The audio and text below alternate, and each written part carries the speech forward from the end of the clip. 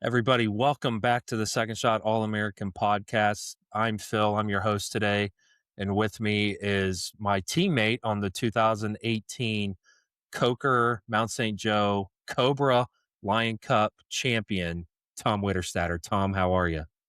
Wow. That might be one of my only wins where I have a trophy, and that's only because I created the trophy myself. Yes, it was a chalice from his wedding, as a matter of fact. Yeah, right. Super glued to a piece of wood. So that's the budget we live on, and we still live on to this day. But I wanted to give Tom his flowers on that. Today we are hosting a couple of GCGA employees. They're going to talk to us about the 1905 Junior Tour. But before that, Tom wants to make me look like a jackwagon again on this podcast. So, Tom, take it away. That's right.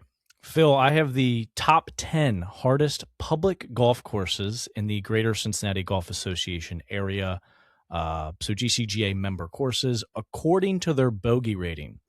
Now, their bogey rating is an indication of the difficulty of a golf course for the bogey player under normal course and weather conditions. USGA defines a bogey player as a 20 handicap for men and approximately 24 handicap for women. So essentially, it's the hardest public golf courses in the Greater Cincinnati area that for the bogey player. So I figured more average player that you probably see around town, or bogey golf, or whatever you want to say. But Phil, the data is recent. I did the research myself, so all this data is up to date. Similar to last time, you will have 13 guesses to get the 10 courses, 3 mistakes, just like in Family Feud. And the tiebreaker this time is the course rating, not the slope rating. So just so you're aware of that. Yeah, I'd also like to point out I got 8 guesses last time, and I went 5 for 5 and then promptly fell face first. So, Yep. Good um, luck. I'm rooting for you. so I think I know 2 right off the bat based off of my answers from the first go around of this. So I'm going to go Stone Lake Hills. Stone Lake Hills, number 1, 100.2 bogey rating. And I'm thinking about that, and there's a lot of water there, so that might play a factor into my guesses today. Sure. Um, my next one, obviously, it was on the list as well. Shaker Run. Shaker Run, number 2, 99.4 bogey rating. Actually, any of the 9 combinations you use, it was 99.4 for the bogey rating. It was different for the course rating, but they all have the same bogey rating. Okay, all right. So those are really the only 2 I know I would get. So out here, we're playing Russian roulette. Blue Ash. Blue Ash, number 6, 97.9, 3 for 3. Very good. I'm trying to think of all the places that we played in the Met and then that our college golf coach made us play in heinous weather. Glenview. Glenview, number 4, West and South, 98.6 bogey rating. Makes sense. They had the pub links there. Correct. Vineyard. Vineyard, 98.4 bogey rating. Very good. What is that, 5 for 5 or 6 for 6? 5 for 5. What number was that? They are number 5 on the list. Okay, cool. All right. Legendary Run. Legendary Run, very good. Number 7, 97.7 bogey rating. 6 for 6. Beckett Ridge. That is your first mistake. Beckett Ridge, they were in the top 20, number 13 on the list, but not in the top 10.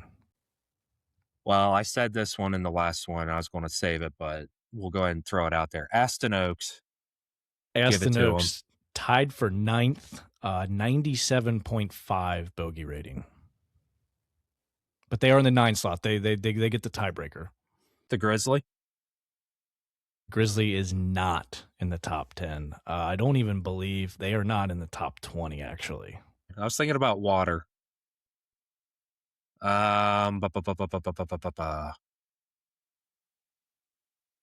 Well, I mean, Beckett Ridge just hurts.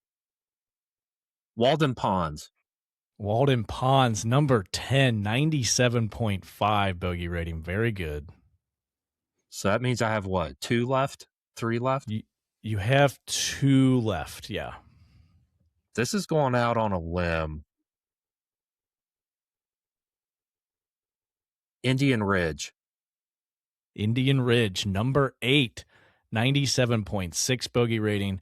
I am sure there will be people in the comments saying that is not the greater Cincinnati area, but they're a GCGA member course, so that's the rules. Got one more. And I know it's public.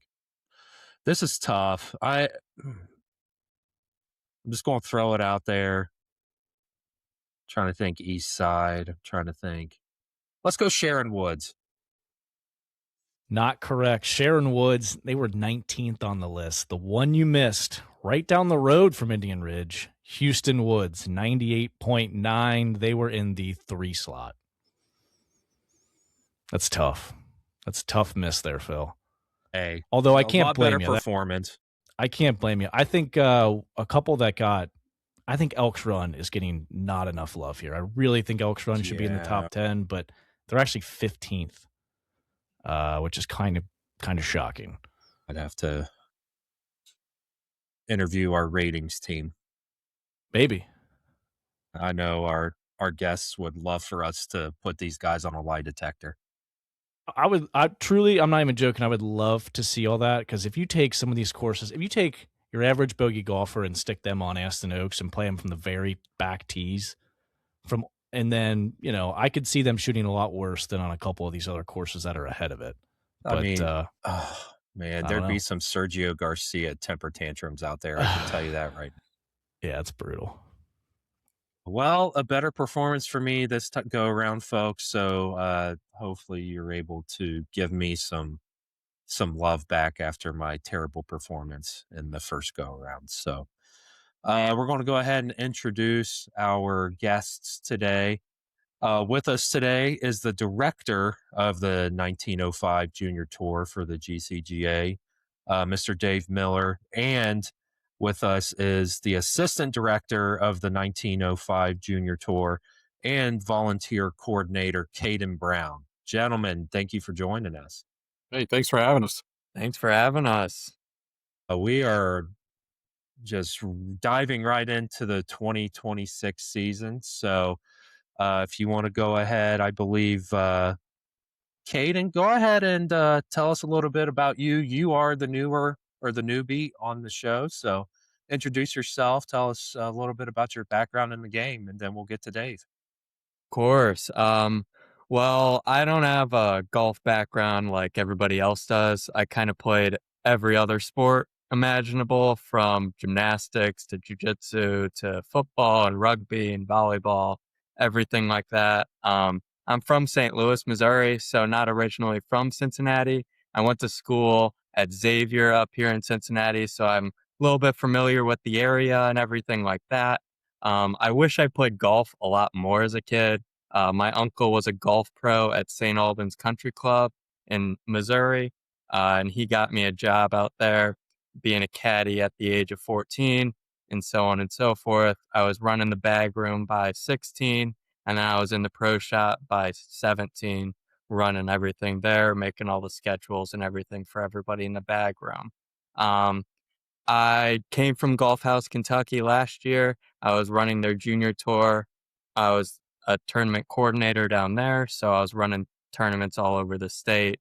Got up here at GCGA. Todd gave me a call and offered me this position as the volunteer coordinator, and I wouldn't hesitate to accept a job from Todd. I was an intern here Jared's first year, so I was a little bit familiar with how everything works around here, and I loved it, and I always looked for an opportunity here, so when one arose, I didn't hesitate to take it. Tell you what, they love hiring the musketeers at the GCGA. Now I'm learning that. Yeah, I'm They out do. there. Caden, I just can you discuss a little bit about kind of what you do? I know obviously the volunteer Yeah. coordinator and like I said, assistant director of the tour. Can you talk a little bit more about what your role specifically is? Of course. So I'm in charge of managing all of our volunteers, making sure that they have everything they need. Um, we're trying out new credit system and everything like that to make them get some things back every once in a while for all the events that they do. Um, I am trying new things with these volunteers. I want to give back to them because they're such an important role of what we do in everyday life out on the course. We could not officiate everybody for our clash at Winton Woods when we have 144 people out there. it, we couldn't officiate all of that just by ourselves. So without the help of our volunteers, none of these events would be possible. So in my mind, I'm trying to give back to them as best as possible. And then on the junior tour side, I'm in charge of the 7 to 12-year-old division. So we're trying out a new thing, having the 7 to 12-year-olds play 18 holes.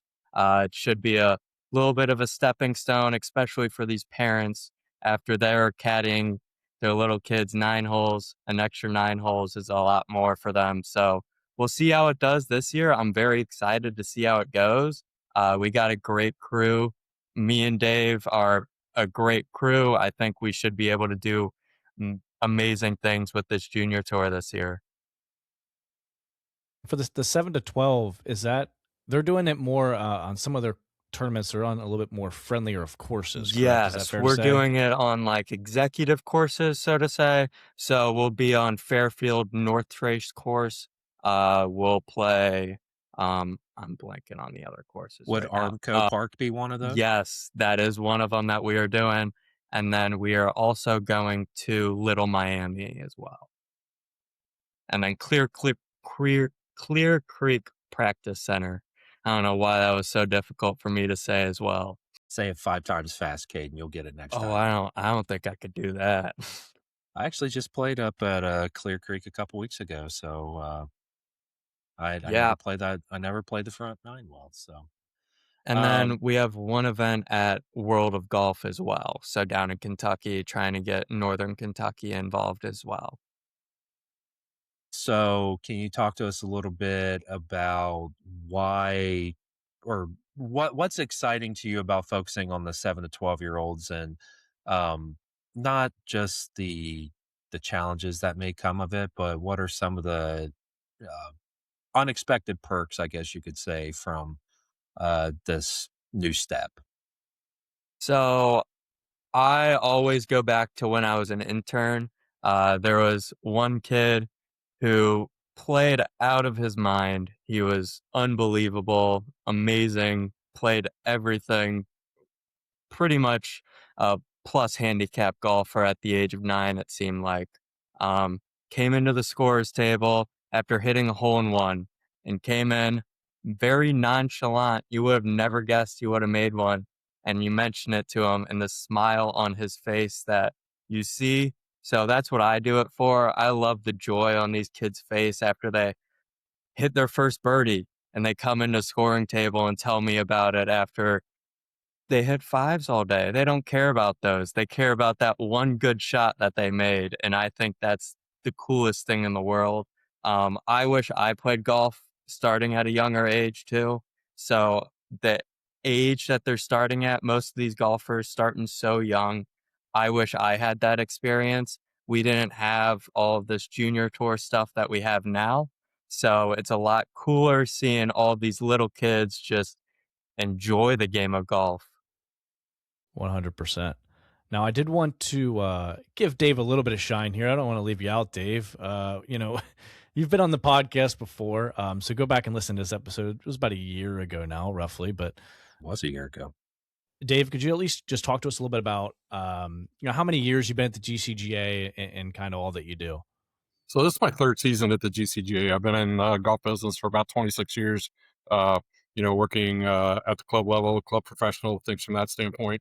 Uh, I had worked as a tournament director for the Allied Golf Association in Dayton, and got a chance to come back to Cincinnati and work with Todd. And so this is now my third season running the junior tour here. Say, go ahead and can you tell us a little bit about the recap of the 2025 season and kind of some of the impressive numbers you saw from the tour this past year? Yeah, I mean, first of all, the tour has grown.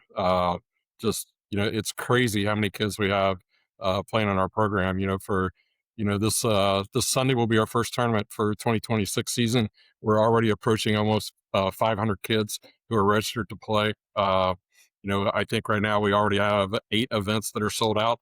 We have one event that's got 145 players. We're going to cap that at 160, 2-day event over at the Mill Golf Course, and it's grown. I think the one thing that people don't realize is that the Southwest District, as far as the OHSAA, there's more teams in Cincinnati that can win the state tournament than anywhere else in Ohio, and that includes boys and girls. And we have such a vast majority of kids who are playing tournament golf. Whether it's our tour or any of the other tours that are out there itself. Our 13 to 15-year-old boys division has just exploded. And it's really because all these kids are trying to play high school golf and trying to get to there. Last season we saw, um, especially at the end of the year, virtually every event being sold out, having 20 kids on a wait list, things from that standpoint, that's both a good and a bad problem to have. But, for like right now, the first 4 events of the year are completely sold out. The wait lists are completely full, everything from that standpoint. So they're playing everywhere. The one thing too with these kids, 13 and up, um, I think a lot of people don't realize how good they are. I mean, there's some exceptional players out there. We have some really good players here in Cincinnati, guys and girls that are playing college golf, and it's I like to be at the golf course a lot, and being a high school coach myself, I'm around these kids, pretty much a year round, from that standpoint, except, the winter months when we're not playing. But getting to know these guys and the girls and watching them, their games grow and everything from that standpoint, I think, a lot of people come out and they watch these kids play and they're amazed at how good they are and, how far they hit the ball, how well they putt and chip. And, we've got some kids who can just lay down some scores. And, it's for a guy who at one point in time in his life was really good. I'm not good anymore. These kids are good. I can attest that they are definitely good. Better than we ever were, Phil, at that age. Or at least I can speak that for myself. My gosh, I mean, you and I were still playing knot hole at that time, for crying out loud. That's true. Yeah, I was more of a baseball guy. But And I I think can also I think that's a big thing too that ties in with Caden and the kids, from 7 to 12 and everything. They're getting started much more younger. Uh, I kind of did a little bit of an unscientific study. I happen to think that there's about 30% of our kids who are playing the tour right now are the first time players in in the family. And so it's kind of like we're making this big changeover, and we're seeing a lot more kids get involved in it. And, and it's just, it's incredible, how many people that we have are playing, number one, how fast these events, fill up, and then how good these guys are. Both again, we got some girls who can just absolutely light it up, and you go out and you shoot 62. I don't care where you're playing at. That's a great number, right? So you know, I mean, there's a lot of Division 1 players coming out of this area, but also, kids, it's important that you play more than one sport too. Okay, keep playing your basketball, keep playing your baseball, keep playing your football, whatever. Just don't forget about golf. yep. Play everything you can. Everything you can. You'll never regret it. I mean, I wish I played more, and I played 6 sports in high school. I wish I played more. My high school barely sponsored 6 sports, I for was gonna God's say I didn't sakes. even know that was possible, Caden. So what? Well, hold on. What you played? Yeah, go through all the sports you played in high school. So, high school, I did football and rugby, and then cross country and volleyball, and then tennis and racquetball. Unbelievable. We Mhm. certainly And didn't have then a racquetball team at our school. I went to nationals for racquetball, and then went to state for tennis. In about 35, 40 years, we'll see Caden on the squash courts just absolutely dominating here. No kidding. My goodness. I know we got a little bit off track there, but in terms of like, I can attest to the participation. You know, when Phil and I were playing, you know, I would say other than like the high school season, any of like the tournaments that you would have in like the summer, it was like the same core, like I don't know, 50, 60 different kids that you would see at basically every tournament. And now what you're saying, there's hundreds upon hundreds of different kids that are playing. It's fantastic to see. I'm so thrilled that the tour exists. I'm just jealous that it didn't exist when we were around. Yeah, and a bunch of these kids are playing 18, 25 events a year. You know, not just our events, but other events, national qualifiers, things from that standpoint. Uh, you know, they're heavily invested in the game, and you know, and it doesn't take long to figure out, you know, who's really good and who's really putting in the effort. You know. Yeah, it's incredible for Tom and I to be able to talk about this because this was something that we wish we would have had growing up, and we're uh, we're upset that we didn't have it because now we are where we're at in our golfing careers. I mean, Tom's a wizard in the short game, and just think how good he could have been if he was playing like tournament golf at the age of 10.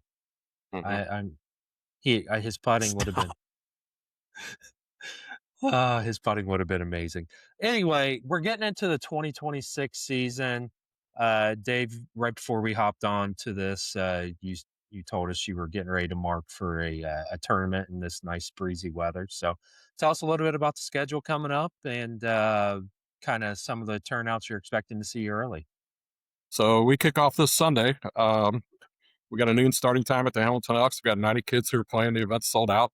Uh, you know, our first 4 events of the year are some of our most popular ones. We go from the Elks to Walden Ponds to Lasanaville to Clovernook. Uh, each one of those events are 90 plus players right now. Uh, all four, or I'm sorry, 3 of these events, we will have both the little kids and the young kids. At Walden Ponds, just due to the walk and everything of the course there, we're just taking the older kids, uh, and you know it's hopping. It's ready to go. I know the kids are chomping at the bit to get out there and start playing. And you know, like we said, the registrations are just incredible. And you know, I was at the Elks this morning. Golf course looked in great shape. You know, the agronomy team out there's got it looking really good and everything. Little windy, a lot of sticks everywhere, but you know, I expect Sunday. It's always cold and windy at the Elks, so you know, Sunday we'll get our first taste of it. I wanted to ask you guys real quick, is there any difference in the preparation for tournaments this early in the spring versus probably at the verge of summer and late summer into fall? Bring more clothes. Have the to-go bag. Yeah, you Yep. know, Uh-huh. for any of the clothes that you might need. Not Does really. I think the big key, guys, is just getting out. You know, we've got to do our prep work. We got to get to the course before, uh, you know, before the day of the event. You know, we scout out everything. We do a pretty detailed notice to players that has, you know, all the paint markings and everything that are on the course itself. So, you know, the kids know when they hit a ball somewhere, what's going on. Uh, Back to a little bit about what we were touching on to begin with our volunteers. You know, we have a fantastic group of rules officials and spotters who are out and help us do that. You know, personally, I think that's one thing that helps set our tour apart from you know, the competitors that we have out there. You know, we've got USGA certified officials who, you know, have done national championships, uh, things from that standpoint. So we're out there, you know, not only helping them with rulings, but helping to educate them on, you know what the rules are and how you can proceed, and even conversations with parents with helping them. Going back to, you know, again, I think we have, you know, so many kids who are, you know, the first time players in the family. You know, it's you know, there's a lot of education that can go on out there, but you know, but just being sure we have everything documented. You know, we paint every golf course that we go to, so penalty areas, ground under repair, things from that standpoint, you know, are all set to go. I probably touched about 150 penalty stakes this morning, driving them back into the ground in the right spots. It's amazing where you will find them at this time of the year. But you know, just you know, my personal goal for these kids is when they come and play in an event, and I don't care whether you're playing 10 or 15 of our events or you're playing one of them. I want you to feel like that you're being treated like a tour pro for the day. I can remember when I was young and I started playing in events, and you go to the events where they didn't do anything, and then you go to the events where they did everything, and you walked away and you're like, wow, that was really cool. And that's our big goal, on the tour, is to make sure that every kid just it's a fantastic experience for them, regardless of what they shoot. Tell you what, the first time I got on the first tee and they announced my name, I thought it was like the coolest thing on earth. Thought it was like so special until I decided that I wanted to like, top it off the tee or something else because I was so nervous after they did it. But it really is cool to hear that. It makes you feel like you're at a tour event. The struggle now, Tom, is getting to understand how to pronounce some of these kids' names. Yeah, Tom, did they pronounce your name right? They probably didn't. I don't even remember, honestly. I don't even remember. I know I'm in trouble if Dave Osborne comes coming down the fairway after me, though. That's for sure. There you go. Yeah. No, I'm just kidding. We love Dave. Caden, I wanted to ask in terms of your experience.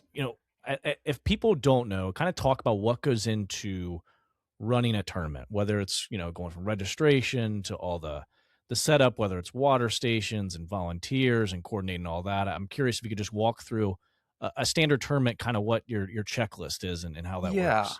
Yeah, of course. So it starts a couple days before when you start painting the golf course and stuff like that. In Kentucky, it was just me. Didn't have any but interns, anything like that. So I was in charge of these events and had to run them all by myself. So from the start, you have to send out pairings at least a week before just to make sure all the parents know when their kids' tee times are and everything like that. There will be adjustments beforehand. That's just the first draft of the pairings, and just to make sure all the parents have a vague idea of when the starting time will be. 90% of the time they'll change. 10% of the time they'll stay the same, but we always update those whenever they do, and we'll send those back out whenever we do have changes as well. And then we get to the course, probably about 4 to a day before the tournament, just to paint the golf course, make sure everything looks well, make sure your yardages are all correct. I know in Kentucky, we had a few issues where they would change some of the tees without telling us. So we would have to go out there and make sure all the tees were correct and where we had them at least. And then starting the event, get there about 2 hours before, make sure you start setting everything up. You start with a starter's tent, table, and starter's box. Those are probably your most important things. And then you start putting out all the coolers out on the course. Make sure you have waters, ice, everything in your coolers. Stick a case of water next to the coolers as well. Make sure that they have water just in case they run out of the cooler. Since it was just me out there, I didn't have time to get out there, so I would ask one of the rules officials to fill it up if they saw it empty. Um, and then you would start starting the kids. That's my favorite part of the job. I love getting to know all these families, getting to know the kids, have some small talk in between their tea times. I know you got to go through a 4-minute spiel, and 99% of the time the kids are not going to listen to you, but you still got to go over it, make sure they do know what it is. That's my favorite part. I don't know if the kids like that. They probably just think I'm rambling to them too much. And then while that's all going on in Kentucky, I was usually the OIC, so I would send all the rules officials out there, tell them where to go. Now we have a Golf Genius thing where it will text all the rules officials where somebody will be on the course, like what location, what hole. So if they're on the fairway, hole number 2, it'll send a text to all the rules officials, and closest one will go there. We'll try that out this year. I think it should be good. Um, it would help us immensely too, so we're not conversating and communicating with all the rules officials exactly where to go and not having 2 people show up, even though that's not a bad thing. Making sure they're all spread out and communicating with each other well as well. And then they would come in, we would score them. Most of the time, the kids didn't shoot the best shots. So they would come in a little bit down on themselves. So you would have to cheer them up, say, hey, it's just a game. It's not anything to get in your head about. You can always go out there and shoot better next time. after that, we would just start cleaning everything up, say your thank yous to your pro, thank you to your officials, um, and wrap everything up and drive back to the office. Folks, this year, remember if you see some of those GCGA or 1905 Junior Tour coolers, they'll be filled with hoist this year. So Yes, they Absolutely. keep an will. eye out for those. Official right. Yep, drink new sponsor of the sponsor on board. GCGA. Yes. Gotta throw that in there for you guys. And Thank you. yes, also had a question for you, Caden, and you, Dave. Obviously, with the age groups, we see different types of yardages. Is there a target yardage for certain age groups that you try to set the courses up at? Um, I personally like to know these types of things as a former coach, just to kind of prep my kids for kind of the yardages that they're going to see. So, for both of you, what are some of the typical yardages you see for your age groups? I would tell you that, for our kids that are in the 7 to 12 divisions, they're going to play somewhere between 1,800 and 22 yards for their 9 holes. Obviously, a lot of that has to do if we have a hole that has a forced carry or something from that standpoint, we may have to adjust the tee to, being a little bit shorter or a little bit more user friendly, as I like to say. Our girls typically play somewhere between 52 and 5,400 yards. That's kind of where the OHSAA where sectionals and districts are played from. So we try to get them, accommodated to that type of yardage. Especially when we're playing places like Walden Ponds, where the girls we host both sectionals there. The GCGA does, and so we will play that yardage. For the boys, our 13 to 15-year-old kids, you're going to find them somewhere, like 6,000 to 6,200, and then the older kids can get 64 to 6,700 depending where they're at. Uh, Unfortunately, with some of the junior golf ranking sites that are out there, there's certain yardages that some of these kids need to play at, in order for them to get points when we're having 2-day events. So, sometimes we may stretch it out a little bit more than, probably what we want, but we want to be sure that those kids, get that availability to get those ranking points as well. I always ask because when I was coaching D3 girls, um, a par 70 had to be 5,400 yards, par 71 had to be at least 5,500, and so on and so forth. So you're going on the scorecard trying to come up with an equation and put out a set of tees that'll match that. So I didn't know if that was something similar for you guys or not. Yeah, we do. We take, we do our homework. We try to be sure that that we get out there where we need to be, and again, if you have that troublesome hole, that you're making it, to where it's playable, and it's not going to be a catastrophe for everybody from that standpoint. I don't know too many people who are going to hit a 240-yard shot over water. So Including myself. On occasion, we'll get there. I don't have anything to add to that, but the only thing I would say, and I think it's just really cool that they get the opportunity to do so, is being able to play all the different country clubs that you wouldn't otherwise have access to. I know, obviously, this year you guys have Saniville, Clovernook. I mean, there's Hamilton Elks, Terrace Park. There's plenty more on the list, but I think that's just a really neat thing because it took a while for me to start to get to play some like country clubs. I mean, I have to go out of my way to make connections and meet people and do all these other things, whereas like they can just play on this tour, which is just really neat. yeah, and we try to add courses every year, rotate a few in, rotate a few out. We're going over to Hidden Valley this year. One of the clubs that we were able to bring on board this year is Four Bridges. It's one of our later events in July, and it already has, I believe, like 82 players signed up to play in it from that standpoint. So, yeah, venues can definitely drive entry fees as well. And it's nice to get, a nice rotation with them. We're going back to Vineyards this year. Haven't been there in the last couple of years. So that's something that we're always, very, very thoughtful about, where we go and, and how we're able to, get kids on courses that they're not normally going to play. Uh, just a random thought with you guys. Do you have to plan around range availability, or is that something you really don't have to worry about too much at the junior level? Well, it's all about availability. I mean, I think that's, the two big things in golf, from a player perspective, it's slow play, right? And then from, a tournament admin portion of it, it's getting on the golf course. We would love to, just call anywhere that we want and say, hey, we're coming out for the day. I'm going to bring 120 kids and we're all set to go, right? But golf courses, like with public courses and things from that standpoint, you have, you have leagues in the afternoon, things from that. I think one of the things with that as well is like right now before school's out, and typically at country clubs, we don't start until noon on Sunday. Okay. We know it's going to take our kids 45 to 5 hours to play around golf. So we've got to be conscious of how much that daylight is. So like for these first four events of the season, we know we can take 60, 18-hole players. We're going to be finishing right about dark. We would love to start at 7:30 in the morning and be able to take 120 of them. And quite honestly, we could fill that field, if we were able to do that.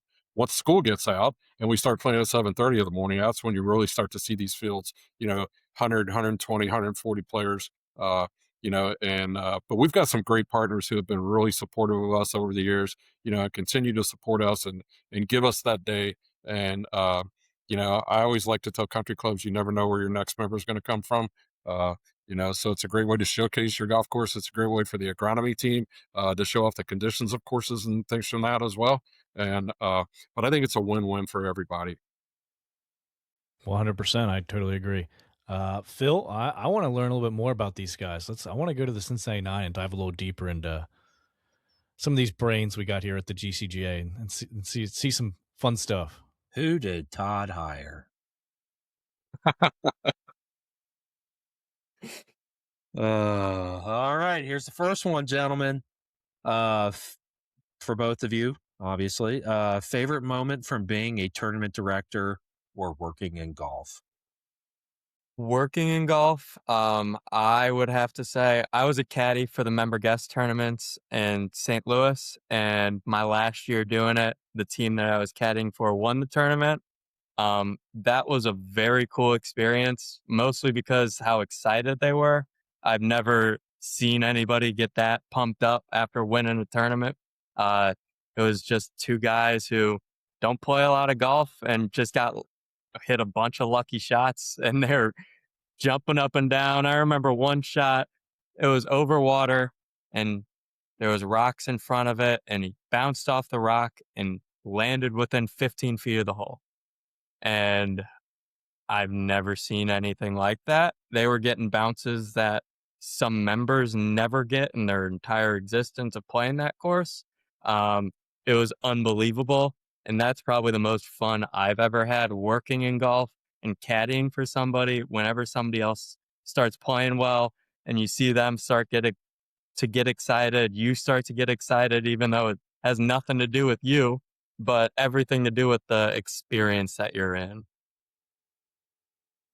For me, on the tournament admin side, we were at Fairfield a couple of years ago, and our younger division, 10 to 12, they were playing a back nine on the South course, and we had to go out and double bogey number 10, parred number 18, and shot 7 under par. My gosh. Yeah, he made two eagles and Russ birdies coming in, and so to book in that round with a double bogey to start and a par to end, and to get to 7 under, it's pretty amazing. And player was pretty nonchalant and just kind of like, yep, that's me. So That's unbelievable. It just goes back to how good these kids are, truly. telling you, they're good, man. They're good. Wow. Second question for both of you. It might be a little harder for you, Caden, but favorite Cincinnati area golf hole? I think it's number 11 or 12 at Legendary Run. The dog leg left that's downhill, uphill. So you hit it straight down and then it curves around a corner. You hit it straight up onto the green. A little funky hole that not a lot of people like. I love it, mostly because everybody else doesn't like it. People don't like to play that hole because most of the time people don't like to hit driver on it because you'll drive it through the fairway. So I love it mostly because I can't hit my driver. So it helps me out immensely. So that would be mine. Everybody's mishaps lead to his happiness. Interesting. So I have two of them, and both of them have a lot to do with the green complexes and how difficult it is to putt. The first one being 14 at Clovernook, 195-yard par three. If you miss left, you're going down over a hill, you're chipping. To get your chip, the stop on the green is just a miracle in itself. From that standpoint, it's a pretty narrow target.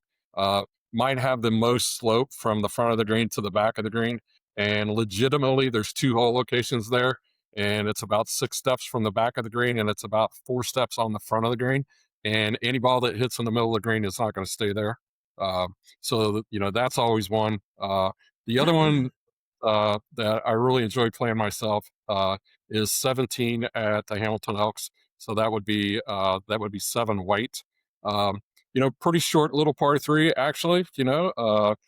It plays back into the wind. It's an elevated shot into the green. The green doesn't have a whole lot of slope to it, but it's very quick from back to front.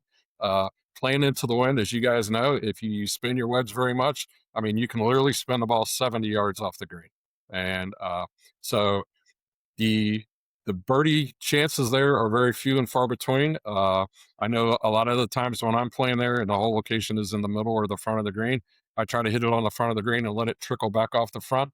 I'm usually about 7 to 10 feet off the green. I feel like I have a better chance of making par from there, than I do if I have the ball hole high, and putting, that big breaker across, or, if you get above the hole there and you're trying to stop it, that downwind, downhill, especially this time of the year, it can be pretty tough. Funny you bring up that number 14 at Clovernook there, Dave. I've had that chip several times. Thanks for that PTSD. For both of you again, our third one. Favorite snack shack item from a specific golf course, or in general, favorite item to grab at the turn when you were playing? When I'm Caden's playing, thinking, yeah, I can tell you mine is the turn. I believe it's on the 12th hole at Cabo del Sol Necklaces course down at Cabo. They've got some of the most amazing fish tacos that you ever had, and they actually recommend that you spend about 30 to 40 minutes in the in the little break area there before you go out and finish your round. So pretty cool, and the view is pretty fantastic as well.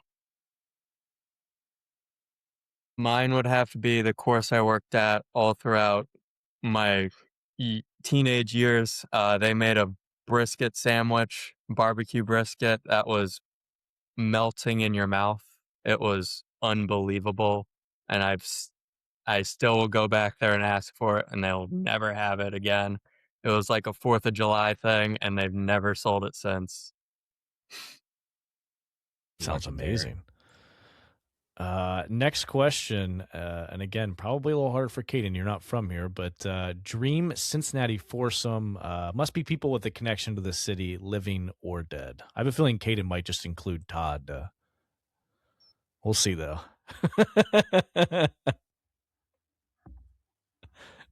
Maybe go ahead, Dave. Maybe give Caden a couple seconds here. Yeah, so mine's pretty easy for me. My first choice would be Bob Harrison. Bob was the head golf professional at Clovernook Country Club for, I believe, 41 years in total. He was a great mentor to me when I was working at the club level, and always full of wisdom. Always able to to help you out when you needed and things from that standpoint. He worked with Jim Flick and Bob Toski back in the day, so he had a vast knowledge of the golf swing, and you know he was a Ben Hogan disciple. I kind of feel like that's where I kind of navigated, with my teaching and things from that standpoint, was to the Hogan swing and things. So he passed away a few years ago, but Mr. Harrison would absolutely have to be the first choice in that. And then another Clovernook member who everybody knows, he's has been on the PGA Tour for several years now, Jimmy Herman. I'd have to have Herman, part of that group, just to be able to watch watch that caliber of play, and how he navigates. He's had several chances at 59 at Clovernook. So that would be fun to go out with him too. And then my last group is actually a pair of guys, because you can't separate these two guys, and that would be Dan Horde and Dave Lapham. Lapham is not a golfer, okay? But if you've ever listened to Lap on radio, you know all the words that he uses and everything from that standpoint. So when I was the pro at Clover Oak, we used to have these guys out every year uh, to play a round of golf and then give a little talk to the members and things from that standpoint. The first time that Lapham saw me hit a drive, he spouted out about 13 words that I'd never heard of in my life, and it was just so comical as it can be. And then and a lot of people don't know this, but Dan Horde has, he's had several jobs in the broadcasting field, from minor league baseball to everything else from that standpoint. And just hearing some of the stories that he's had over the years, that would be a great foursome for me to be out on the golf course with for 4 hours. We hope to have Dan on this show eventually. 100%. I'm a huge Dan Horde fan. Used to watch him back in Fox 19 days on Sports Rap, way back in the day. And 3 of the 4 of us replicate his hairstyle as well. So. Yeah. It takes talent. Sure. Yes, it does. All right. So, good luck to you, Caden. My 4 would not be anything to have to do with golf. I'm going to have to get out there. So, coming from St. Louis, I don't know if this might be sacrilegious to say, but I would have to have a couple Reds players on there. Pete Rose would have to be one.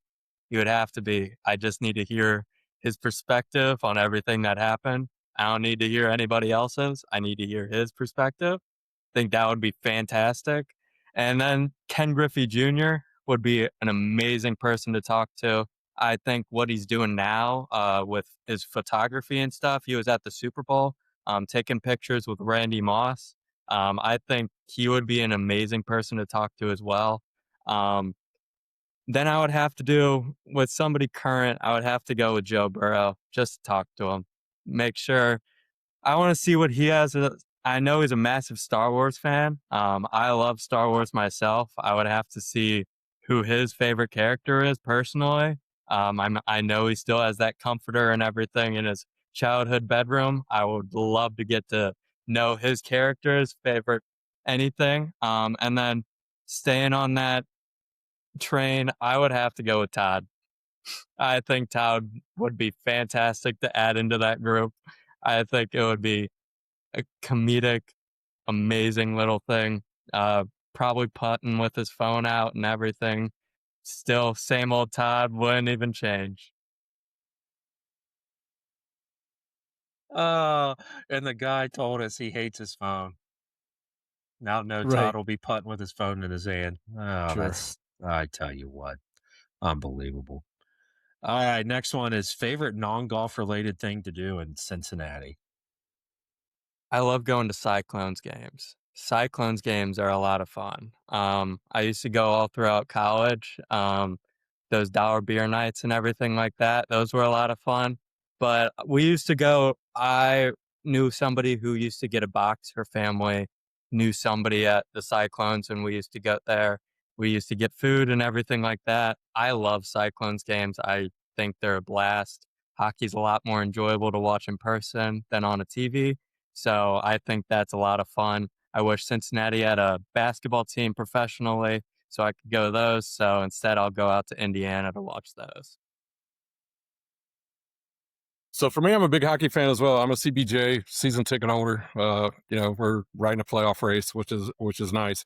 But my favorite thing in Cincinnati to do is take my family, go to the zoo for a day, and just kind of walk around and take everything into focus there. It's a good answer. We have a world-class zoo here in Cincinnati. Number 6, sorry. Do you guys prefer an early morning 9 or an evening 9? First off, the first one. Look at you. Both you guys are first one off the tee. I like first it. off, back home by 10 o'clock, rounds over, ready to go for the day. If I'm the first off, I can finish 18 in like 2.5 hours. I'm set with that. I mean, if I don't like the late 9s, like the evening ones, because I feel like I'm playing 3.5 hours for 9 holes. Yeah, you kind of, if you're like me, just kind of have to scatter your holes around a little bit. So, I think a lot of that has to do with our job too, because there's nothing, one of the greatest perks with our job is being the first person on the golf course before daylight. Nobody but just us being out there setting the course up. watching the sun come up and everything from that. Jared and I talk about this quite often. That's that's probably the most peaceful time that you're going to get. And so being the dew sweeper, pushing the greens more around the golf course. I got a couple of superintendents in town that hate me. I definitely I want to be that first guy off.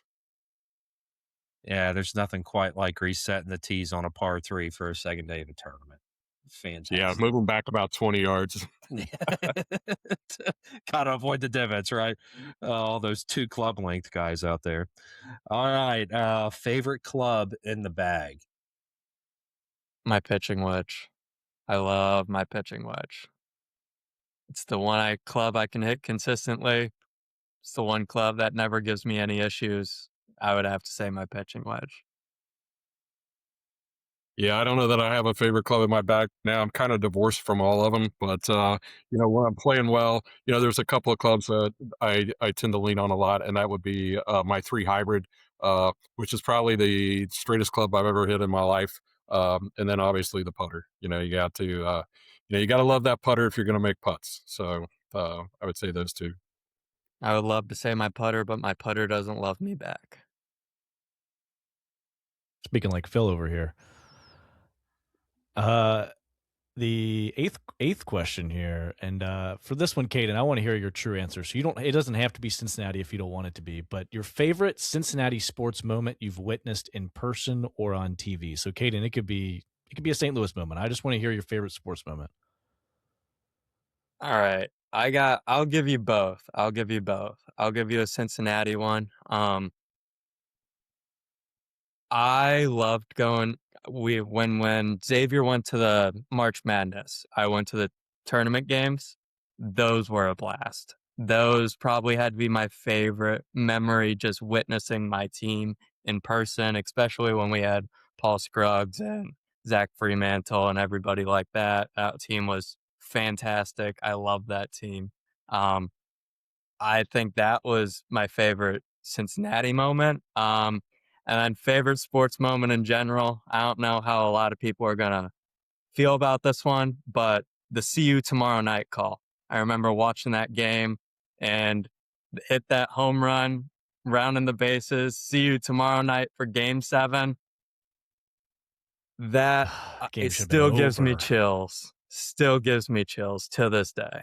Was that the one against Texas where he yes. What's his name? Missed the David Freese. Andrew who missed that ball in right field? He should have caught that ball. Oh, I know who you're talking about. I don't remember his name. Nelson? I just remember the MVP. Nelson Cruz. I think it was Nelson Cruz. He was on the Rangers then. He should have caught that ball. The game should have been over. Texas should have won the World Series. But I mean, they eventually got their World Series. It's fine. They did. But that probably, I remember witnessing that. That was unbelievable. I mean, even how young I was, I still remember it to this day. Just reminds me of one of my favorite Twitter accounts, Joe Buck Yourself. Yeah. It is a great moment, and I know. I knew you guys. I knew you guys would hate that moment. I mean, my family used to own a donut shop in St. Louis, so I met a whole bunch of these players through that. So I mean, I have the signed picture of David Freese running those bases. I mean, that team was unbelievable, and what they did for the city was amazing. I know you guys hate hearing about this team. They'll be bad for another 10 years. So you guys will have your big ups. I think this year, the postseason should be yours. Hopefully it's unlike last year. I mean, I'm hoping for better things. One can hope. Yeah, I've got to see a lot of great sports moments in Cincinnati, especially tied to the Reds. Just because I'm older in life, I went to the last game at Crosley Field, first game at Riverfront, first game at Great American, was in the stands for Pete's 4192, saw Seaver's no-hitter, but my number one moment is just kind of because of the atmosphere. The first Sunday night World Series game at Riverfront. We played the New York Yankees. It was literally 5 degrees. My dad had Pete Sweeset in left field, right above George Foster. I felt like I could reach out and touch him, and, when the game started, of course, the game's a complete sellout when it starts. And by the third inning, there's only about half of the stadium that's filled because it's just so freezing cold. And my dad asked me a couple of different times, starting around the fifth inning, he's like, "Hey, son, you ready to go?" And I'm like, "Oh no, we got to watch this, right?" But to be part of that, that atmosphere, most of those games, back then, all were Sunday afternoon games, but that was the first Sunday night World Series game. And, playing the Yankees as well, it's pretty special. All because it was the freaking Yankees. Promise They're you 1-0, that. they're 1-0. Yep. Final question, guys. What's your most memorable golf moment or shot at a golf course in the area? When I played Woodlands, we played Woodlands a lot in college, mostly because it was a cheap golf course and we could go to. It was a lot easier to get tee times out there. Um, I remember this very vividly. My friend was on one of the par fours. I can't remember which one. Topped his drive, just straight topped it about 15 yards. And then he goes up, hits his second shot, hits the flagstick, goes straight into the hole for a two. I couldn't believe it. It was about a 210-yard shot, just about, and drained it. He just drained it. And I still to this day can't believe he made it. Still can't believe he made it, especially after topping his drive. I mean, that ball, I think, skipped a couple times before it hit even the rough. And he drained it. And he'll still tell you that he made it too. He won't tell you about that first shot, but he'll tell you he made that too. For me, it was a hole-in-one at the Hamilton Elks, 7 blue, uphill about 165 yards. The thing that makes it kind of special to me is that's a green I never tried to hit in regulation. Another one that if you get above the hole, it's a pretty slick putt back down the hill. And so all the guys that I normally played with out there on the weekends and things from that standpoint, they knew that I was trying to hit it 4 feet off the front edge of the green, and I knocked one up in the middle of the green. And as we're walking off the tee, one of my greatest friends in life, Jeff Griffin, he looks at me and he says, "I think that was pretty good," and I'm like, "Yeah, I hit it too far." And so one of the guys in our group was actually in a cart. So he drives up there as we're walking up to it, and he walks across the green and just points at the hole, and I'm like, "Is that in?" And he's like, "Yeah." And so I think both of us will agree that hole-in-ones are luck, right? But when you make a hole-in-one and you're not even trying to hit the ball on a green, that's pretty good. Hey, it's like some kids in this world. Happy accidents. Hey, there you go. Absolutely. All we want to know is the score. We don't want to know how. Amen. Exactly. Well, guys, it was a pleasure to have you on here. And thank you for getting ready for the 1905 tour for us. We're going to have you back later in the year for a recap, but thank you so much for joining us, and we hope to have you again here soon. Yeah, thank you guys. Thanks for having us. Thank you. Best It of was you a guys blast. here. It was a Absolutely, blast guys. to be on here with y'all. We'll do it again soon. It was a lot of fun.